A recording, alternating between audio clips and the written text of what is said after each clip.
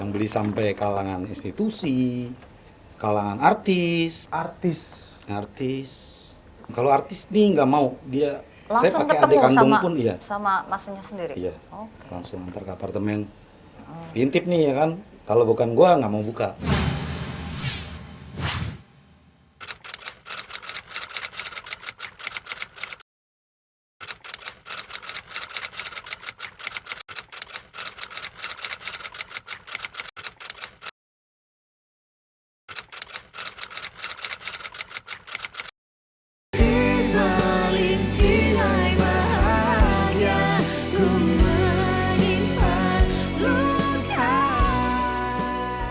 Inilah Cobel Misteri.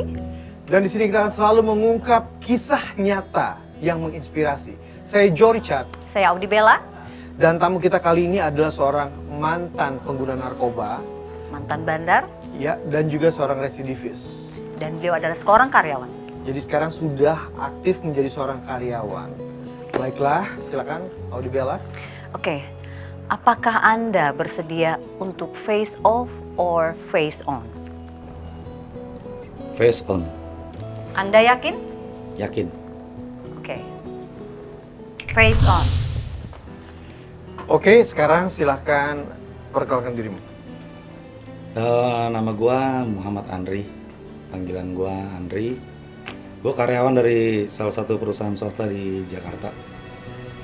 Gua mantan pecandu, mantan bandar juga, mantan narapidana atau residivis. Bagaimana ceritanya bisa tiba-tiba kenal dengan yang namanya narkoba? Jenis apa dipakai?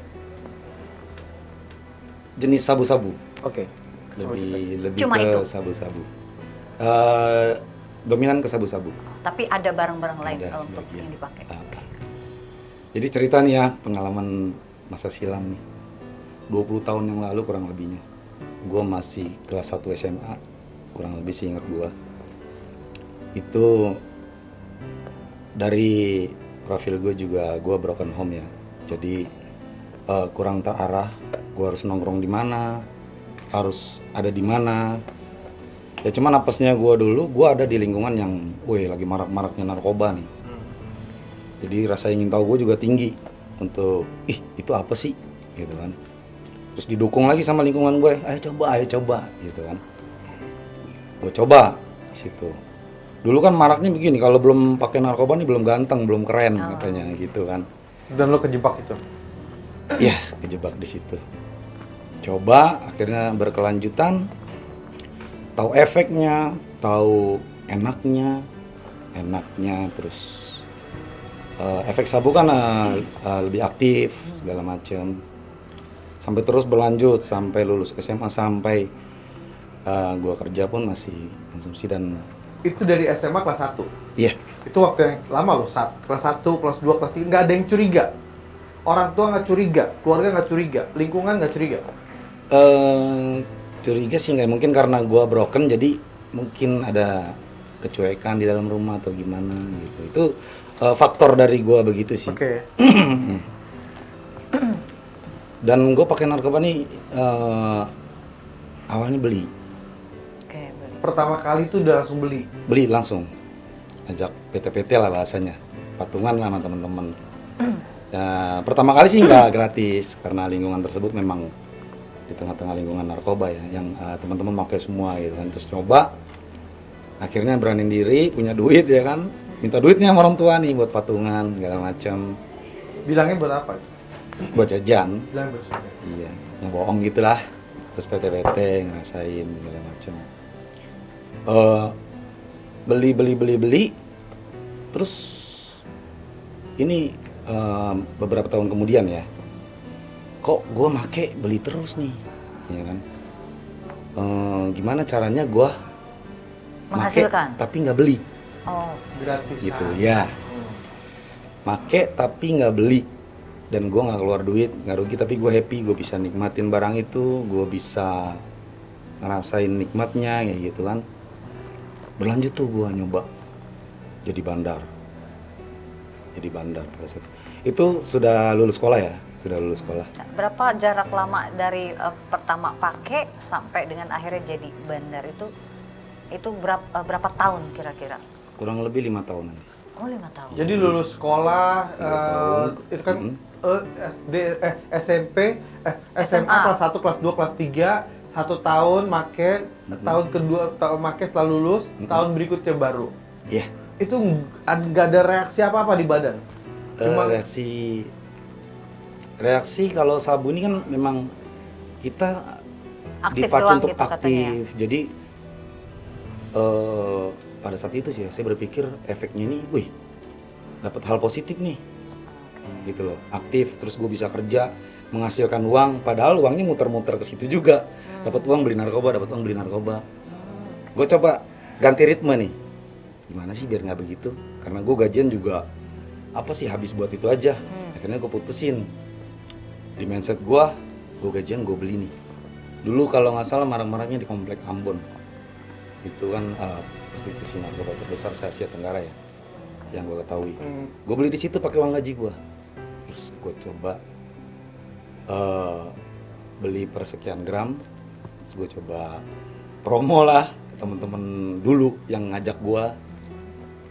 Mereka kan beli mau nggak mau, beli dan dari 1 gram itu gue pecah jadi banyak. Dan situ ada lebihnya gue. Jadi duit gue nih yang hasil gue beli itu muter. Dan gue bisa nikmatin juga gitu. Itu kenikmatannya sih. Kalau untuk yang apa yang dibilang sama orang-orang sekarang yang masih terjerumus di dunia hitam tersebut, mereka masih bilang nikmat. Kalau saat ini yang sekarang gue rasain itu semua menurut gue bukan kenikmatan, justru malah kesengsaraan, kehancuran. Dari situ gue nyoba berjalan tuh, kurang lebih gue ngebandar tuh aman banget, 7 tahun kurang lebih ya. 7 tahun? 7 tahun. Lumayan lama ya. 7 tahun itu betul-betul bersih, bener-bener nggak ada yang curiga, apa lu lolos-lolos aja kayak ular? Ya gitu, bisa dibilang gitu. Ya mungkin masih luck gue aja, masih ada keberuntungan. Padahal udah dapat warning juga tuh sebetulnya. Sudah banyak banget. 7 tahun tuh lama banget loh. Sempat ada juga dicari terus pindah rumah. Oh, sempat dicari. Oke. Di situ gue menikah. Tadinya istri pasang berat. Cuman apa daya ya, jadi jadi berlarut nih, jadi gue jadi Istri ujung tahu tombak. nih? Istri tahu? Tahu. Masih, oke. Tahu. Jadi gue jadi ujung tombak penghasilan gue. Karena gue ngerasa, wih. Tapi istri penghasilan. nerima? Belum, maksudnya Oke. nerima istri nerima. Nerima dengan tahu penghasilan dari situ tahu? Awalnya nerima. Oke, nggak ada komplain? Nggak ada dikasih tahu atau nggak mau? Ada wajangan-wajangan dari saya, Oke. wajangan-wajangan setan lah. Oke. Pokoknya kalau jadi bandar nih, ya lu pakai duit dapat, hidup glamor, ya kan? Punya duit, mau apa juga, ayo. Istri minta ini beli. Karena kan perputaran narkoba kan juga cepat kan. Hasilnya juga keuntungannya besar. Tergiur itu kadang sampai 7 tahun. Oke. Boleh tahu nggak penghasilan paling besar dari bandar itu yang pernah dijalanin itu berapa? Penghasilan terbesar ya? Kurang lebih. Yang paling besar. Pada saat 7 tahun terakhir itu penghasilan sih standar ya. Cuman lama-kelamaan Mencapai ratusan juta atau cuma puluhan juta atau cuma jutaan? Enggak, puluhan juta aja. Puluhan juta. Puluhan Oke. juta.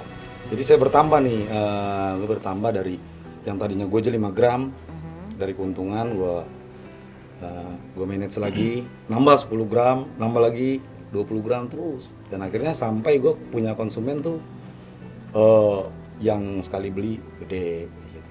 Jadi pertama kali jual itu kan ke temen yang ngajakin, yang kumpul bareng-bareng. Pertama kali memang. Makin besar dong. Iya. Siapa target yang lo tangkap buat lo jual narkoba? Ya itu bangsatnya gue dulu ya, perusak generasi bangsa. Yang pertama angkatan gue pada saat dia dulu nawarin gue.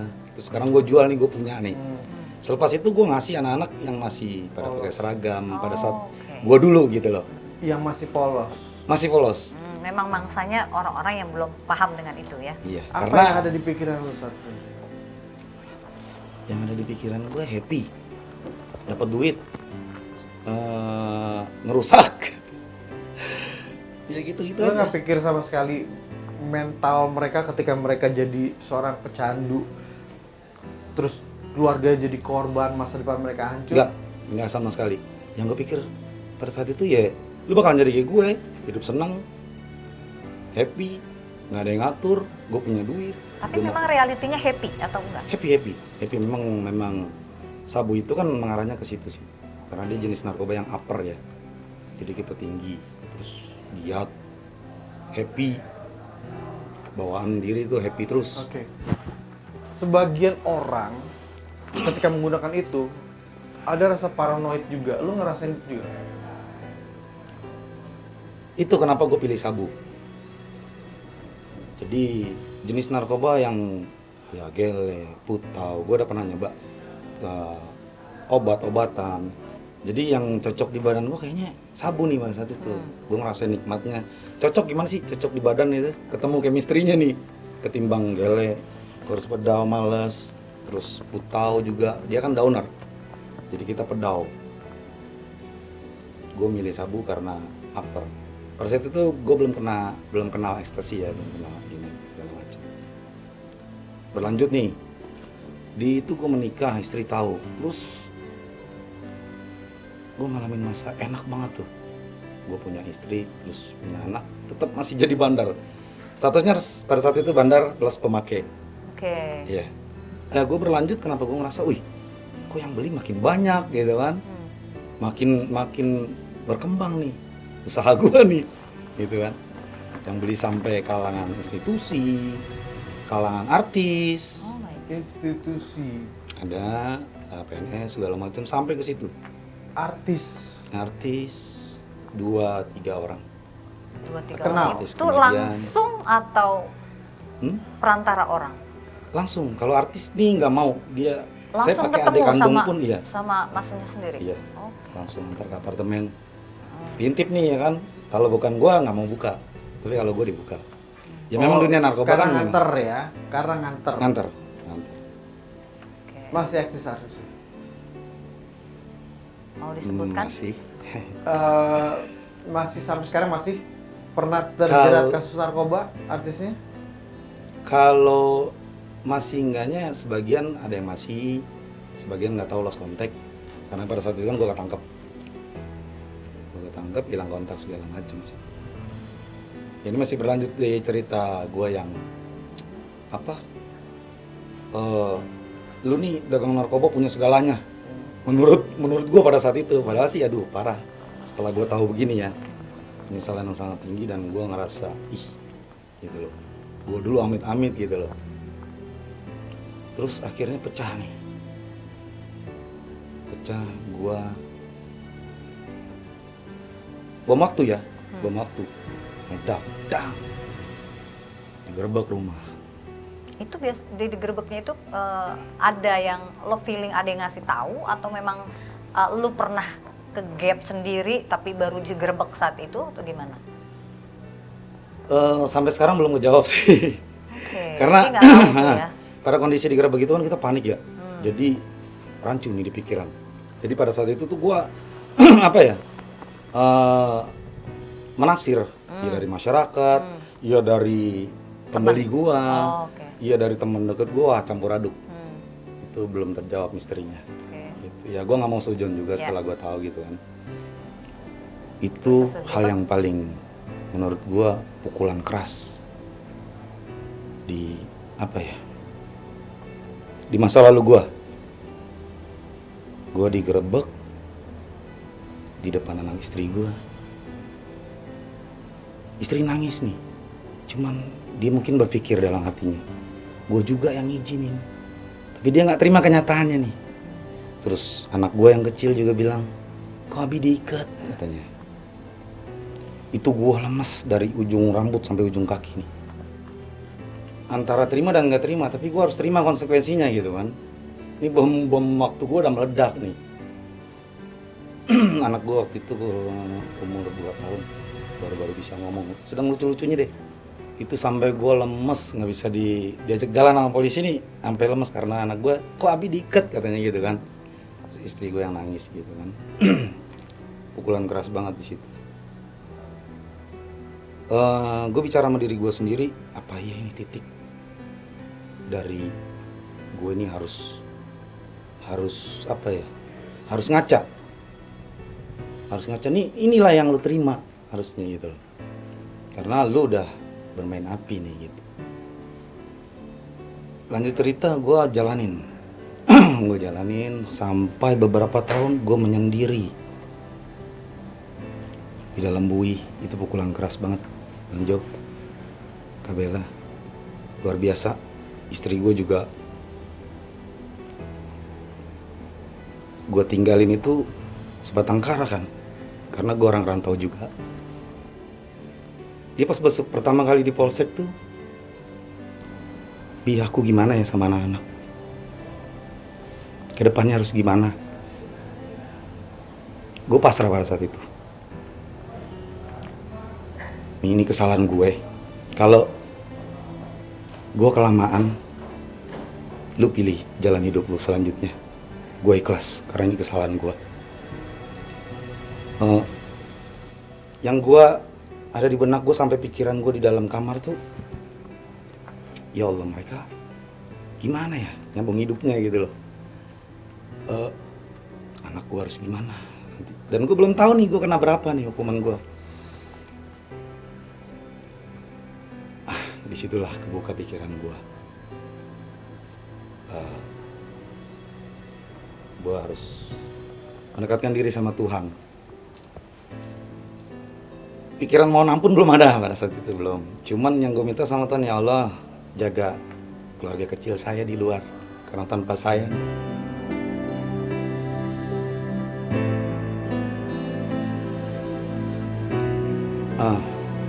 gue jalanin di Rutan Salemba, Jakarta Pusat. Pertama kalinya tuh dibilang gue nyesel, ya orang ketawa gitu kan. Dibilang gue sedih, gue murung, terus gue ngeluh, itulah yang harus lu terima konsekuensinya sebagai seorang bandar. Kalau sebagai seorang pemakai mungkin ada jalan keluarnya, entah rehabilitasi atau apa. Tapi kalau udah bandar, ya itu konsekuensi yang diterima gitu.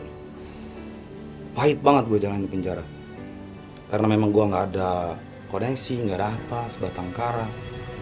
Ya gue harus terima itu. Gue jalan pahit gitu. Yang makan nasi penjara, istri gue juga masih apa ya istilahnya, kenceng kendor tuh datang ntar nggak datang gitu kan, karena memang nggak ada komunikasi kan. Kita lewat wartel, di dalam penjara tuh lewat wartel, telepon istri. Sempat terpikir akan ditinggal sama istri?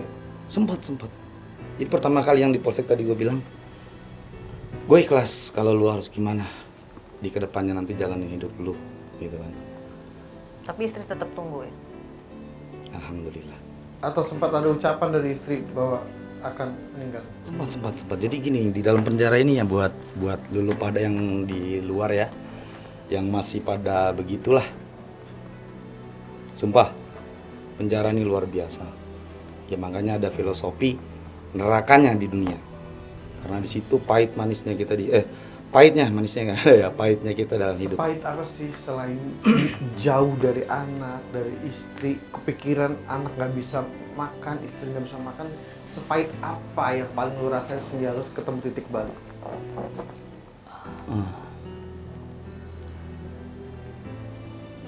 Pada saat di penjara gue nemuin titik yang paling rendah banget pada saat gue sakit. Gue memang ada penyakit bawaan dan memang balasan dari perbuatan gue kali ya. Jadi penyakit gue akut pada saat gue di bui, di penjara. Jadi gue menderita banget pada saat itu. Gue pendarahan, gue pingsan di dalam kamar, di blok pingsan itu kurang kalau nggak salah seingat gue 1:30 malam. Gue pendarahan dari maaf ya, dari kubur. Pendarahan total. Gue bangun pagi. Itu pas gue sadar tuh yang ada di pikiran gue anak gue, keluarga kecil gue lah, sama diri gue sendiri. Sampai gue pasrah. Ya Allah, kalau emang gue sampai di sini, gue ikhlas. Tapi mungkin ya, ya gue apa ya, Kalau masih dikasih kesempatan. iya percaya diri aja, maksudnya setelah dikasih kesempatan gue berpikir Tuhan masih sayang sama gue gitu loh. Ini gambaran juga buat teman-teman ya di luar sana ya. Itu gue ngalamin sampai dioperasi, dirujuk ke Keramat Jati, dirawat di Keramat Jati 3 bulan. Itu kamarnya khusus para narapidana di sana. Di masa itu yang bikin gue akhirnya sampai saat ini gue tahu kalau semua itu Nggak ada yang bagus. nggak ada yang bagus. Jalan setan, jalan lubang hitam dan segala macam. Sakit yang lo alamin itu berhubungan dengan Obat-obatan. obat-obatan yang lo pakai sebelumnya? Apa Atau sakit bawaan pola dari kecil? kehidupan. Awalnya bawaan lahir ya, keturunan ya. Oh, Keturunan ambilin sih, ambilin. Keturunan karena ada efek juga ke situ.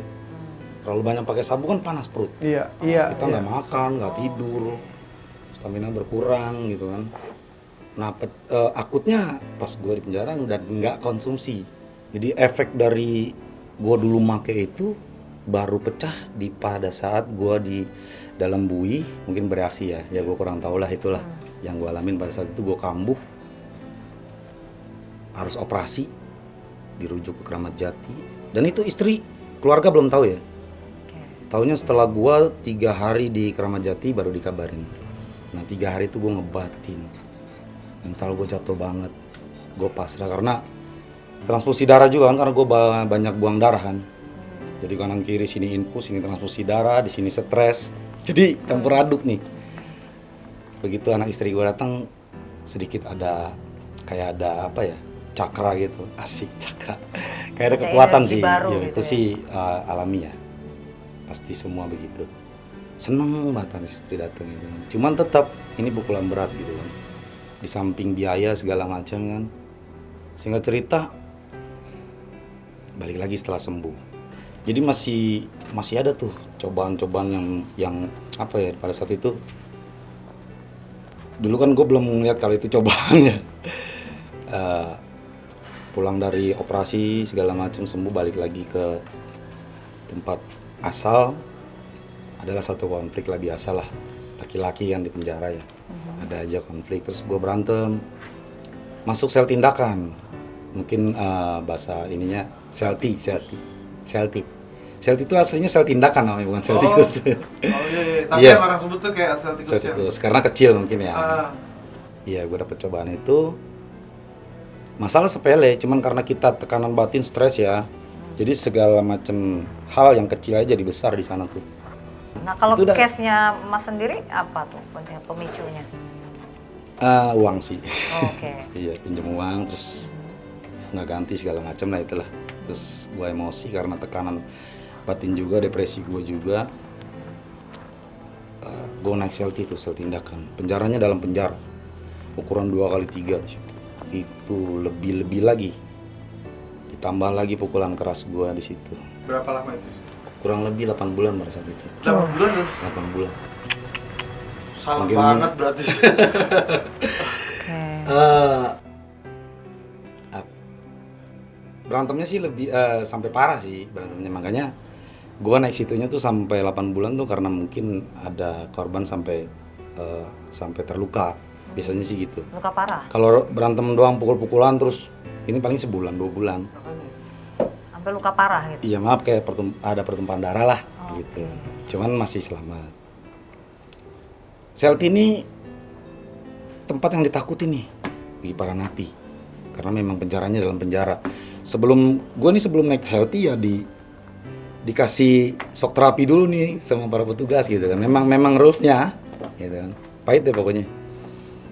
Itu gua alamin 8 bulan. Kunjungan lebaran gua nggak bisa pada saat itu menjelang lebaran. Memang karena tahanan Selti nggak boleh ya, Oke. nggak boleh kunjungan. Jadi waduh. Sama sekali nggak bisa ngeliat saudara Sama keluarga? Banyak hak berarti ya. Oke. Iya. Kan double deer, istilahnya double deer tuh 2 gembok. Jadi kita memang diisolir. Diasingkan banget gitu ya? Iya. Ya hukuman lah. Gitu kan. Berlanjut sampai akhirnya gua dioper maksudnya dimutasi ke lapas. Disitulah gue udah jadi narapidana. Setelah pengadilan berarti. Ya, waktu itu kan di rutan. Rutan ini statusnya kita masih orang Menunggu titipan. keputusan. OT, orang titipan. Oke. Sampai putus, sampai vonis. Oke. Oh ya, waktu itu gue vonis, gue 7 tahun 6 bulan. Tapi masuk masa tahan di berapa lama? Ngejalanin totalnya 5 tahun berapa bulan gitu. Selesainya tahun 2021. baru. Belum lama ini. Oke. Ya ini sih saya masih tahap sih. Ya nanti ada lah perjalanannya. Jadi lanjut saya pindah ke lapas. Alhamdulillah nih lapas luar biasa. Lapas Cipinang Narkotika kelas 2A. Memang lapas tersebut lapas percontohan ya. Lapas percontohan dan lapas khusus orang-orang narkoba. Di situ baru terbuka tuh. Jadi udah ada arah gue mau beraktivitas apa. Oke. Gitu. Jadi gue nggak kepikiran orang rumah, gue nggak kepikiran apa-apa segala macam. Nyampe di lapas tersebut, ternyata lapas tersebut menyediakan segala macam kegiatan, musik, ya balai latihan kerja, semacam pandai kayu, pandai jahit dan yang lainnya. Bedanya nggak stay diem dalam satu kamar gitu, beda gitu. Bedanya itu ya Iya. sebelumnya. Iya, bedanya karena masih di rutan tuh masih rancuh. Ya bukan berarti di rutan nggak ada, cuman nggak Tapi programnya lebih jelas. Ya? lebih jelas, lebih banyak kesempatan kalau di lapas kan. Oke. Karena kuotanya juga besar. Ada schedule-schedule-nya gitu ya? Oke. Ada program PKBM luar biasa. Kalapas, terima kasih banyak atas binaannya. Pada saat itu program PKBM tuh pendidikan untuk yang putus sekolah bisa meneruskan di dalam dan dapat ijazah paket C. Oke. Itu program-programnya. Terus program rehabilitasi sosial medis untuk pecandu narkoba. Program balai latihan kerja, Nah, program musik. untuk Mas sendiri ikut apa nih, program apa? Pada saat itu gue ikut program rehabilitasi. Oke. Iya. Lanjut di lapas Cipinang tersebut gue lebih terarah, udah lebih apa? Terbuka move on. Ini pikiran. masuk tahap keberapa nih berarti? Tahun berapa ya? Itu ya 2018. Jadi iya, masuk tahun ke sekitar berapa tahun? Digabung Tiga. sama yang sebelumnya? 3 tahun setelah di rutan. 3 tahun ya, masuk 3 tahun. Hubungan sama istri Iya. sama anak seperti apa? Alhamdulillah masih baik. Tetap ada kontak. Ada Oke, lanjut. kontak. Ada kontak dari kan kita kalau misalkan mau kunjungan gitu kan dikasih kelebihan untuk hubungin keluarga Iya. lewat wartel. 3 tahun nggak ada bantuan buat support nafkah istri anak bagaimana? Itu. Ada lagi setelah saya ngerasa udah move on nih, udah semangat dalam menjalani hukuman, udah ada arah lah gue ikut rehabilitasi ya kan, jadi tahu pengetahuan tentang bahaya dan dampak buruknya narkoba. Udah seneng lah, udah happy.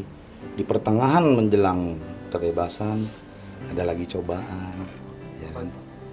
Ya karena mungkin udah kelamaan juga kali ya, nafkah dan yang lainnya. Yang menyangkut tadi juga udah mulai kendor nih hubungan sama pasangan, sama istri.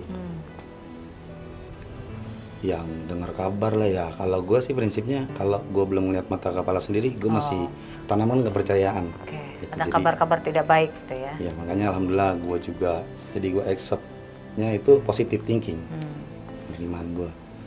Isu masuk gitu kan, wah gini di luar nih begini, gitu begini begitu gitu kan. Goyang juga nih sempat. Goyang berubah haluan atau gimana? Ya jadi kurang komunikasi, ada gelagat aneh gitu kan. Gelagat aneh itu maksudnya ada orang ketiga atau gimana? Gue masih positive thinking sih pada saat itu. Tapi realnya?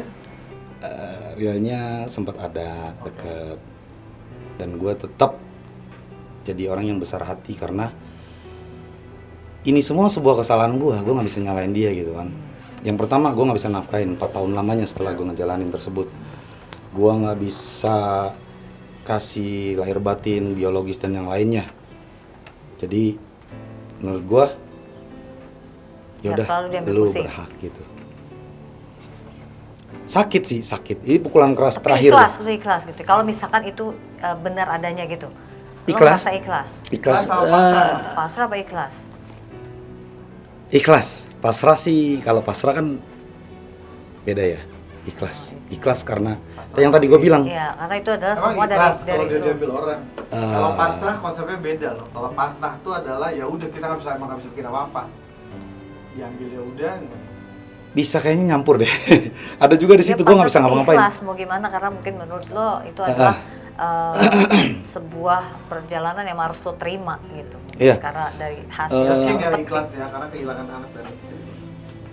Pada saat itu gue mencoba ikhlas ya. Pasrahnya pasrah karena gue nggak komunikasi dia ya. nggak bisa apa-apa ya. Gue denger nih tek, tapi gue nggak bisa.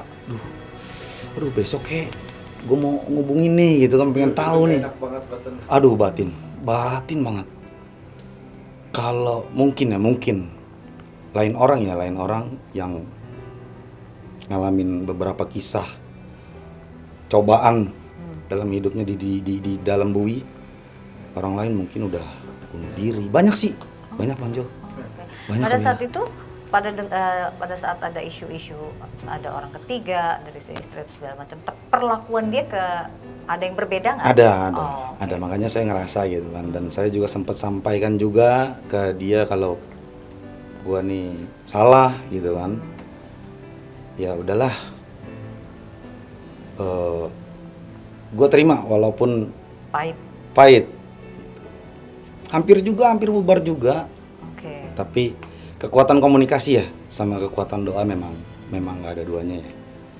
Doa dari dalam hati, sholat malam, berdoa, ya Allah jaga keutuhan rumah tangga saya sampai saya benar-benar keluar dari tempat ini, dan tunjukkan sama anak istri saya kalau saya bisa kembali di tengah-tengah mereka menjadi sosok imam yang baik.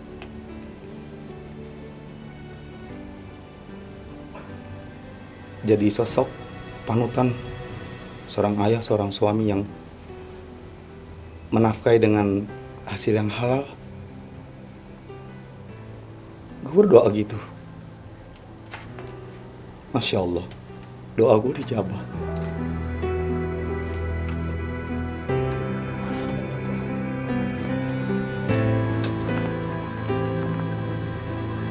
Memang kebesaran Tuhan nggak ada duanya ya. Mungkin kalau gue pada saat itu ditinggal sama keluarga kecil gue,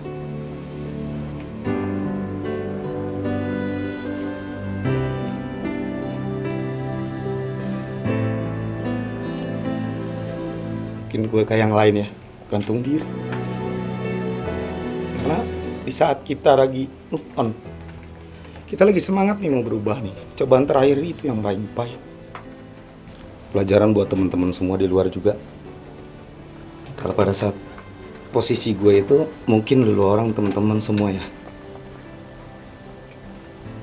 beda-beda ya penerimaannya. Kak Bella, Nanjo, mungkin gue kuat, dikasih kekuatan lebih oleh Yang Maha Kuasa ya. Mental yang kuat juga. Gue bersyukur buat dulu orang yang di luar sana ya. Karena saya di dalam penjara pahit banget. Apalagi pada titik di saat lu inget keluarga lu, terus lu dalam keadaan sakit. Aduh,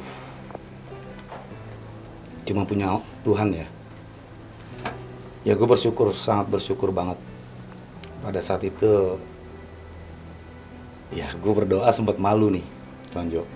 Gue nih orang hina gitu kan, orang yang penuh dosa pada saat itu, nakwain istri dari itu segala macam. Jadi sempat ada rasa malu gue berdoa sama Tuhan. Tapi dijabah, alhamdulillah, karena kita Kekuatan doa ya. ya kekuatan doa segala-galanya.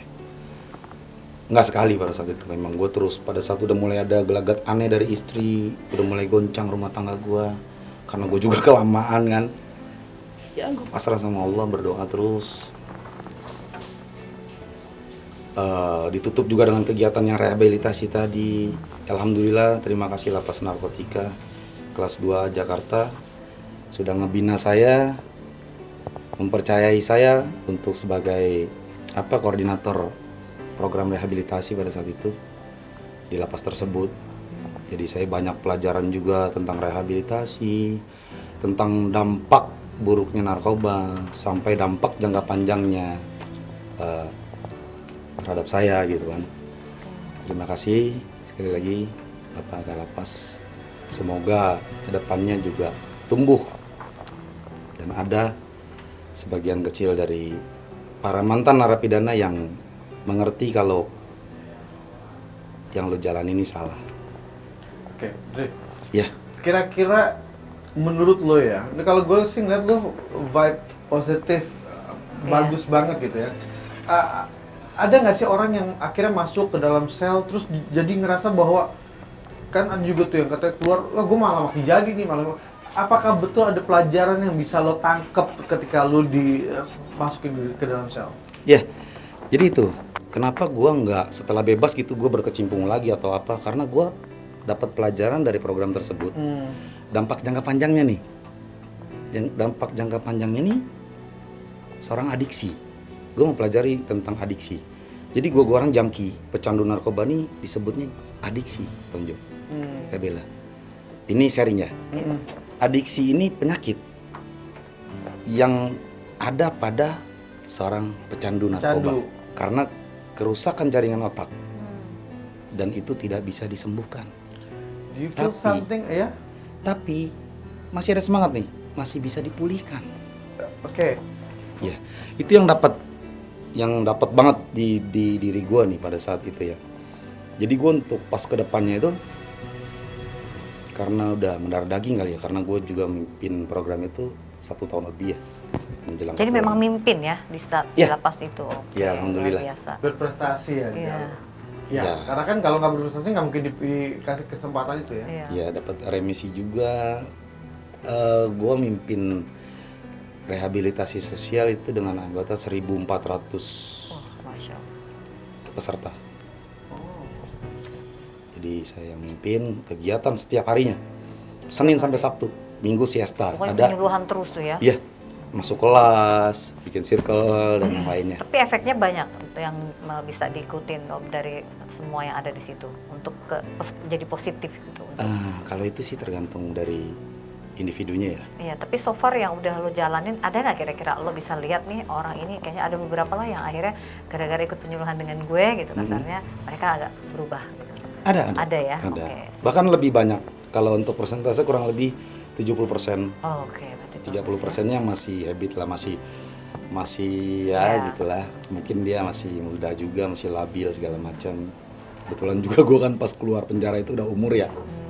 Ya Kepala berapa? 3, kepala 3. Udah kepala 3 ya, udah bisa mikir lah ya. Tapi tadi Audi sempat tanya jenis-jenisnya yang lo pakai. Dan ketika lo sebut itu termasuk yang bahaya ya. Apa yang mengganggu? Karena nggak mungkin lo seperfect itu lagi ketika lo udah mencoba. Efek ke your body, efek ke diri sendiri. Karena kan itu mulai di kelas 1 SMA. Oh iya. 1 SMA 5 tahun lo menggunakan sampai lo pecandu. Jadi berapa banyak zat Yang udah masuk. yang Oh, masuk iya. ke dalam. Iya. Terus apa lo segitu kuatnya sampai nggak ada efek Nggak sama ada sekali? efek. Ya ada ya efek ya. Apa Yang gue maksud tersebut jadi karena kita memang udah pakai zat kimia di dalam tubuh ya pasti ada jaringan saraf yang rusak. Ya banyak sih yang tadinya gue Lupa gitu mungkin atau Iya tadinya Jadi dia sering jadi lemes atau pemalas, terus jadi pelupa, terus lemot. Oh, Ya, oke. itu udah pasti sih, udah pasti. Itu sih. Kalau adiksi ini ya memang mencakup semua karena kerusakan jaringan otak ya. Saraf jadi lemot, jadi blow on, ya kayak gitu sih. tapi nafsu makan tuh berpengaruh Normal. juga nggak? Normal tetap Normal ya. setelah kita kalau untuk sabu-sabu ya. Sabu-sabu ini kan jenis narkoba yang bisa dikatakan nyandu sih enggak. Nah, Oke. jadi lebih ini kalau ekspresi dari saya Hmm. penyampaian ekspresinya sabu nih unik, itu yang bikin kita ngangenin terus apa ya pakai cara pakainya, terus ada alat khusus buat makainya. Kalau nyandu sih lebih ke putau ya, itu nyandu. Oke. Ya. Putau sendiri pernah pakai itu gimana? Apa kecanduannya itu apa yang dirasa? Banyak sih para jangki, mungkin teman-teman di luar juga mengiyakan ya. Kalau kita pakai putau, sebelum berkelanjutan karena kita tahu efeknya ya pada saat itu. Pada saat itu nih, kita cerita mundur lagi, pada saat itu memang banyak yang mati nih teman-teman gue nih. Terus kita ngeliat kan depan mata ya, kalau yang benar-benar bebel ya lu ngejalanin sampai mati gitu kan. Kalau gue ngebanting ke Itu dia. sabu. Itu dia poinnya. Dia tuh dia tahu Kalau itu nggak baik buat strategi. Oke. Dri, waktu lu jadi bandar, Heeh. lu jual itu ke orang-orang. Mm-mm. Apa yang ada di kepala lu ya ketika anak lu besar, tiba-tiba ada orang yang berusaha untuk merusak anak lu? Kalau begitu gue sama sekali nggak ada pikiran tuh pada saat itu. Kalau sekarang pikirannya apa? Kalau sekarang ya mungkin feedback ya ke anak gue juga. Lu Ya, maksudnya- apa yang akan lu buat sama orang yang ngerusak anak lu dengan cara hal yang sama yang lu lakuin saat itu? Ya, jadi setelah gue tahu begini dan sekarang pada saat ini, sekarang ini gue udah ninggalin semuanya ya. Kalau anak gue dalam posisi yang seperti itu pastinya marah lah. Gue marah sama si pelaku gitu kan, gue marah juga sama anak gue. Ya nauzubillah min zalik ya. Jadi Kita- lu ngerti kan perasaan orang tua Iya. yang saat itu lu kasih, Berdosa banget gue, asli. karena lu nggak pernah berpikir bahwa apa yang mereka hadapin sekarang tuh lu nggak terpikirkan saat itu kan? Enggak sama sekali.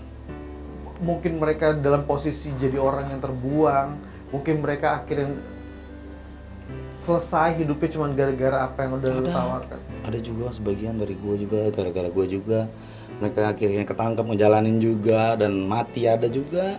Kayak banyak efek-efeknya yang nggak bagus yang pasti ya. Apa yang jelas lu sekarang lu yang beda ya sama dia. Alhamdulillah. Oke, nah orang tua tuh harus curiga karena kan gini, orang tua tuh udah nggak bisa dong kalau usia-usia saat-saat mengenal itu udah SMA gitu ya. Nggak, orang tua tuh udah nggak ngintilin kemana-mana. Mm-mm. Saat seperti apa orang tua harus curiga sama anaknya ketika anaknya udah mulai kenal narkoba? Gejala-gejala apa, ciri-ciri apa yang nongol di anak? Uh-uh. Untuk semua yang nonton ini juga ya. Jadi banyak efek narkoba jenisnya. Ya jenisnya dari gele. Ini anak kayak gimana reaksinya? Detail. Detail. Coba kayak apa? Dia pedau, mata. Pedau tuh bahasa ini apa? Apa ya? Oleng, giting. Oh, ya oke. Fly. Itu jadi kalau Itu gile. bapak ibu lagi ngeliat anaknya tiba-tiba oke, ntar gue makannya ntar ya. Itu salah Dan satu. itu yang gue rasain ngebohongin orang tua dulu ya. Gue bener-bener manage waktu nih. Gue harus pulang nih. Jadi gue main durasi. Gue pakainya berapa lama dulu nih. Setelah gue pulang gue masih agak sadar gitu. Oke. Itu pun gue masih bisa paham untuk Kalau kan next profesional anak nih. gue, ya. Sekarang gue pengen tahu yang tentang anak-anak lagi. Selain kalau itu kan tadi satu pedau, apa lagi? Putau hampir sama. Putau tuh pedau juga. Pedau. Oke, Itu terus sih jelas banget ya kalau untuk fisik dan yang lainnya kita kucel ya kalau pengguna putau ya. kucel tuh termasuk ya. Iya. Jadi bapak ibu orang tua tuh kalau ngeliat anaknya kucel tuh Harus dia bilang peka ya. malas banget sih, jangan cuma sampai situ, dicek Cek, ya. cek. Oke. Betul. Kucel ya. Cek pergaulannya, cek juga privasinya. Oke. Seperti handphone, tasnya, lemarinya. Sebenarnya itu sah aja ya kalau orang tua masih begitu, sah aja. Itu kan karena untuk kejaga ya menurut lu. betul. Ya, gue Betul sekali. setuju. Karena untuk masa depannya kan Iya. gitu ya. Apalagi dari basic gue yang benar-benar pecandu, orang tua dari anak-anak gue. Oke. Jadi gue lebih paham dan lebih Apalagi menggambar. Ndre? Apalagi Ndre? Apalagi sabu, wah sabu kelihatan banget. Sabu kelihatan Banjir. dari apa? Seperti apa? Kelihatan dari Nggak mau makan, nggak mau tidur. Kalau nggak mau makan, kalau nggak mau tidur, jadi tidurnya susah tuh. Susah. Ada pergerakan-pergerakan khusus nggak dari Aneh. bodinya? Ya kalau sekarang ya efeknya mungkin autis karena sekarang zaman modern ya, lebih ke handphone. Ya, Oh kan, itu jadi- salah satu termasuk. Iya. Jadi perhatiin semua anak nih ya, kalau kita lagi bangun mau tahajud misalkan, bangun anak udah tidur belum nih? Atau pura-pura tidur. Ada yang ngilangin kayak gitu. Kayak gue dulu juga gitu. Oh nyokap nih, pura-pura merem. Terus nyokap ke dalam main game lagi. Oke. Menikmati on-nya dia gitu. Itu saat lagi fly, lagi Lagi on. on. Lagi tinggi, iya. Oke, Jadi sebaiknya orang tua itu dari awal tuh udah mulai Udah peka ya. peka. Karena itu masih awal-awal ya. Iya. Kalau udah tiba-tiba keterusan akhirnya jadi bandar, Sulit, Kelar. sulit, kelar. Oke. Jadi kata-katanya terlambat karena cepet banget. Memang nikmat. Tapi apalagi nikmat sih Ndre, membawa apalagi penderitaan. sih kasih lagi detailnya. Teman-teman yang datang bisa jadi contoh, bisa kelihatan juga atau seperti apa? Ya oke. Masih tahap untuk gambaran mendidik anak ya. Ya kita kan bergelut di dunia hitam juga, jadi kita paham lah teman-teman semua. Kalau anak kita udah mulai gelagat segala macam, jadi pasang protek yang tinggi dari segi pergaulannya, pantau privasinya, terus Gelagatnya tadi ya. gelagatnya dan penanggulangannya, pacu anak kita untuk lakukan hal yang positif. Pokoknya bikin padat lah, tapi bikin padatnya kegiatan yang positif. Jangan juga memaksa anak untuk yang berat. bukan Akhirnya packnya jadi dia stres gitu. ya. Nah, dia stres malah makin ke situ. Ada istilah orang terjerumus narkoba tuh karena stres, tekanan dari keluarga, ada banyak. Ada juga gitu. Yang saya alami pada saat Nggak cuma yang broken home ya nah, berarti ya. banyak faktornya Kak Banyak Bella. faktor. Ada juga yang terlalu posesifnya orang tua, kayak macan dikandangin. Jadi makin dijaga kadang-kadang malah jadi Jangan. Jadi kita Ngeri ya. rata-rata air aja. Rata-rata Biasa air, aja, biasa. tapi yang penting kita kontrol ya. Betul, protek perhatian tinggi. Oke, that's it. Oke, ketika lo keluar Nah, dari tahanan, susah nggak sih lu untuk dapat kerjaan, mulai lagi dengan lingkungan yang udah tahu lo di penjara gara-gara ini, gara-gara narkoba, seperti apa? jelas ya. Gua pas keluar itu yang pertama kali yang gua rasain gua minder. Minder tuh pertama nih. Kalau orang keluar dari penjara tuh ya itu satu, minder, nggak kurang percaya diri. Karena Tapi happy ya perasaannya. happy lah jelas. Tetap ya. Tapi Karena bisa ngeliat menemui keluarga. kebebasan dan keluarga segala macam ya. Ya gue mindernya gue bisa kerja nggak ya ke depannya gitu kan. Karena niat gue memang gue melangkah tuh keluar, gue mau berubah, gue mulai dari nol lagi. Tapi keluarga tetap menerima dengan baik ya. Alhamdulillah. Oke. Dan nyaman ya. Tapi tahu kan di luar sana tuh masih banyak orang-orang yang Banyak banget. banyak kan. Pernah ada yang nawarin lagi? Masih ada rasa pengen lagi atau coba lagi gitu? Iya, balik lagi ke yang tadi saya bilang Kak Bella. Jadi pada saat yang saya dapatkan pelajaran di dalam lapas tersebut, ada salah satu pelajaran tentang adiksi. Adiksi yang tidak bisa disembuhkan tapi bisa dipulihkan. Nah, dipulihkan ini artinya gini. Seorang pecandu itu nggak bisa. Ini masukan juga buat yang Coba-coba depan, ya. Jadi jauhkan lingkungan tersebut sembuhnya.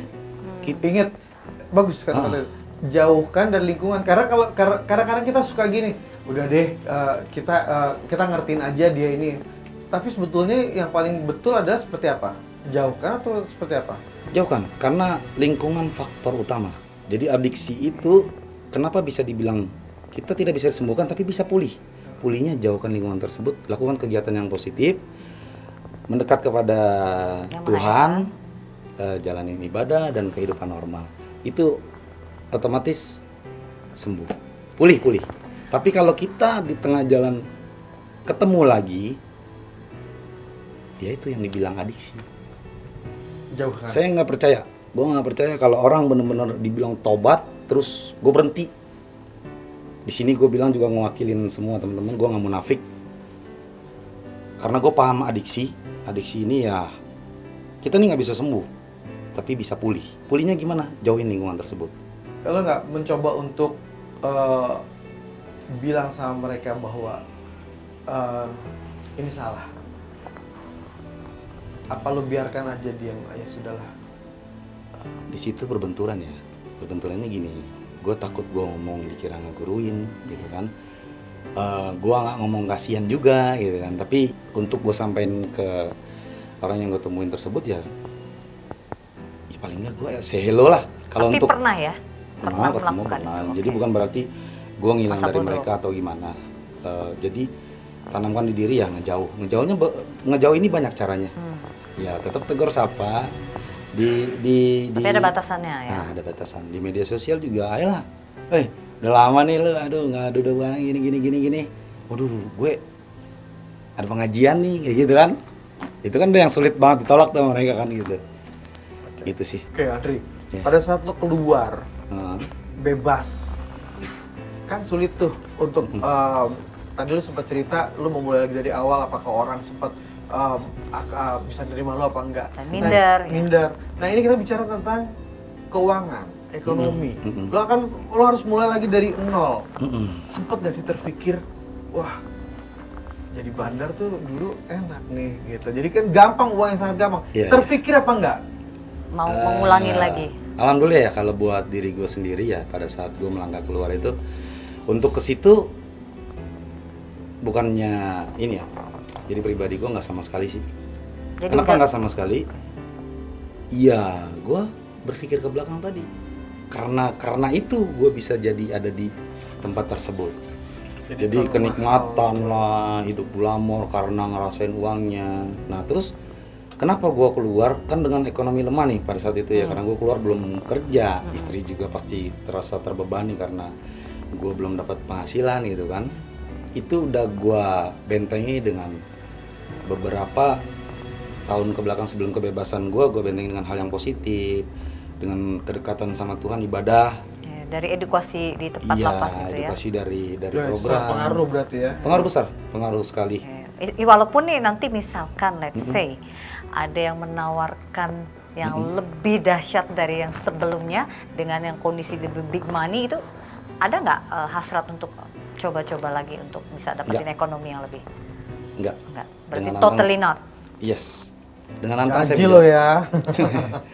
Dengan lantang saya menjawab karena benar-benar sadar gitu dari lubuk hati yang paling dalam. Yang pertama, gue merugikan banyak orang, generasi bangsa dan yang lainnya. Yang kedua, diri gue sendiri. Yang ketiga, keluarga gue. Ya lo harus inget itu, anak. Itu buat juga teman-teman, itu poin yang harus lu tanam dalam diri lu semua. Begitu lu dapat ketemu atau ditawarkan, jadi benteng yang harus ada di hati lu itu, kalau lu ngeyakinin itu nggak akan. Kenapa? Udah tekad gue mau berubah nih, terus gue mau cari kerja. Dan gue juga kan belum pernah nih ngerasain nikmatnya gue cari kerja, dapat rezeki halal, bisa nafkahin anak istri, terimanya juga seneng. Akhirnya rezeki halal pertama lu apa?